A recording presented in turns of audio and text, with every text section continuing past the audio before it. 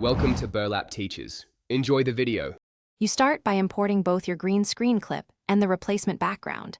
Make sure the clip sits above the background in the timeline. Next, open the Effects panel and search for the Ultra Key effect. Drag it onto your green screen clip so you can remove the color. Use the eyedropper to sample a clean mid-tone green. This targets the hue precisely. While doing this, keep an eye on your program monitor so you can see holes or spill as you make the first pass.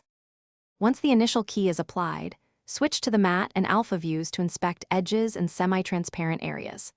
Adjust matte generation parameters, transparency, highlight, shadow, to restore midtones without reintroducing green. Then use matte cleanup controls like choke and soften to tighten or blur the edge. Small increments matter.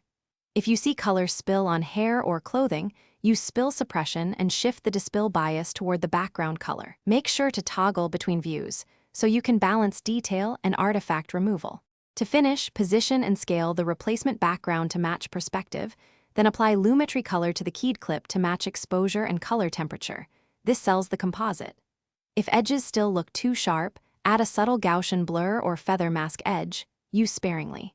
Finally, render the timeline at full quality and inspect motion frames for jitter or ghosting. If you find green fringing, return to spill suppression and adjust dispill strength. If hair flickers, try frame-by-frame edge tweaks or a finer choke value. Thanks for watching. Consider subscribing if this video helped you.